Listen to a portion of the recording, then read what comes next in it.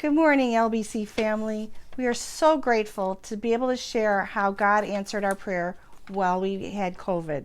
About 5 or 6 weeks ago, Debbie and I both started feeling bad, so we ended up having to go and get tested and found out we were both COVID positive. So we kind of looked at each other and said, well, in part that's a blessing because now we don't have to quarantine separately, that we both have it. So we'll just go through it together. Because I have a lot of underlying conditions as they refer to it. I have COPD, I'm diabetic, and have had heart problems. We're a little concerned about how bad this could get, but God's will and a lot of prayer. I never had to get admitted to the hospital, even though I had to make a couple trips to the ER. And we're just very thankful for that. We've depended tremendously on prayer. I've been hearing from everybody at church, our small group, committees we're on, and just everybody in general.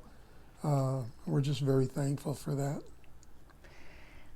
It was a scary time in some respects because it was unknown. We didn't know what was going to happen. We were concerned about his health issues because of all his underlying things with me with asthma. We weren't sure how this was all going to work. We're thankful that the symptoms were mild, so we weren't horribly sick, but at the same time it was scary for not knowing what was going to happen. But the one thing we had confidence in is that we knew God is on the throne. He hasn't abandoned us. He hasn't deserted us. He knows the end from the beginning, and we're in good hands because he's allowed this in our life, and we want to learn from it and grow from it.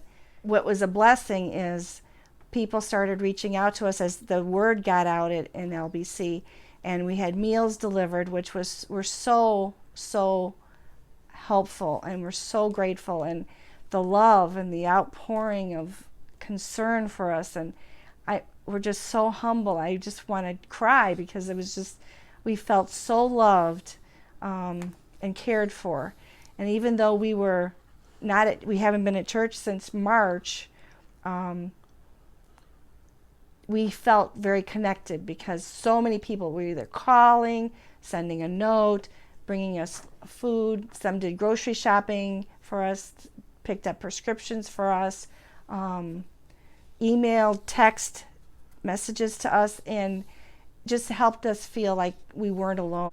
I think about people who have to go through this, especially people in nursing homes and stuff, but anybody who's isolated at home and can't go out, the people who don't have the Lord in their lives and how they deal with that. I mean, I think if I didn't have Jesus Christ in my life with the underlying conditions I had, I'd have just been scared to death when I got my diagnosis that, okay, here we go. I'm going to end up on a ventilator, and I'm going to go home to the Lord earlier than I'd hoped. But with faith, you get through anything. Amen. We had so many people praying. I mean, so everybody in the world that we know praying for us. And I know it's because of all of your prayers and everyone praying for us that God heard and answered your prayers and Amen. Brought his temperature down, because it has been normal ever since. So we are giving God the glory and the praise and the honor because he did it. And we are just so thankful, because this could have been so much worse, because I have asthma, so that was a concern for me at first too.